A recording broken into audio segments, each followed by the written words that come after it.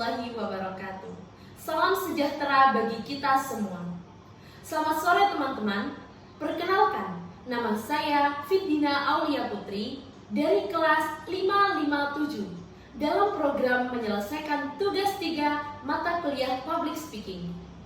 Nah, di sini saya akan membahas bagaimana cara menghadapi perubahan iklim dimulai dari diri kita sendiri.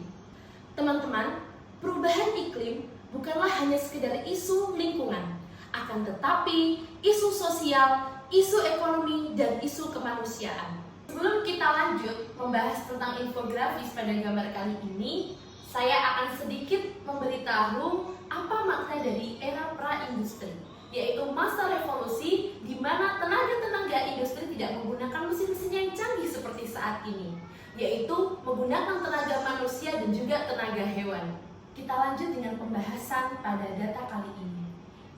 Bisa kita lihat dari tahun 1850 hingga tahun 2025 ada kenaikan dengan angka 1,1 derajat Celcius, yang mana itu terdengar sangat kecil, akan tetapi memiliki dampak yang sangat luar biasa dan sudah kita rasakan pada saat ini. Dan visual yang menghubungkan perubahan iklim dengan konsekuensi nyata seperti ekonomi, yaitu dengan gagalnya panen, dan isu sosial dengan kurangnya air bersih, serta isu kemanusiaan dengan krisisnya kesehatan pada setiap masyarakat. Menurut laporan dari IPCC, kenaikan suhu global hingga saat ini mencapai 1,5 derajat Celcius, yang mana itu bisa membuat kekeringan pada 951 jiwa.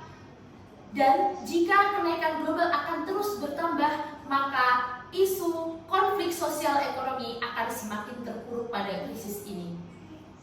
Di Indonesia, kita tidak perlu menunggu kabar dari luar negeri untuk perubahan iklim pada negara kita sendiri, tapi kita sudah bisa langsung merasakan dampaknya.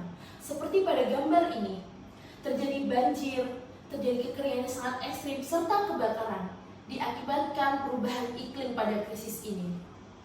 Pada gambar kali ini merupakan data emisi Indonesia yang menduduki peringkat ke-6 dunia. Peringkat 6 bukanlah prestasi, tapi ini masalah yang sangat serius. Mengingat populasi kita yang sangat banyak, wilayah yang sangat luas, itu membutuhkan upaya yang sangat luar biasa. Dan ini menjadi kesempatan bagi kita sebagai warga Indonesia maupun pemerintah untuk tidak hanya pasif, tapi juga berperan aktif dalam mitigasi perubahan iklim. Teman-teman, kita tidak perlu menunggu kebijakan pemerintah, meskipun ini sangat penting. Tapi kita bisa memulai dari hal-hal kecil dalam kehidupan kita sehari-hari. Seperti pada gambar ini, yaitu gambar aksi ramah lingkungan, yang mana dijelaskan pada gambar pertama ada seseorang membawa tumbler, yaitu sama dengan kita mengurangi penggunaan plastik pada minuman sehari-hari kita. Adapun juga yang bersepeda, karena untuk mengurangi polusi jika dia bekerja di jarak yang sangat dekat. Ada juga yang menggunakan kendaraan umum dan juga menghemat tenaga daya listrik. Dan dari tindakan-tindakan kecil ini dikalikan dengan jutaan manusia akan menghasilkan dampak yang sangat luar biasa untuk perubahan lingkungan ini. Selain melakukan tindakan-tindakan kecil, seperti sebelumnya kita juga dapat melakukan tindakan dengan aktivitas kelompok untuk pelestarian lingkungan.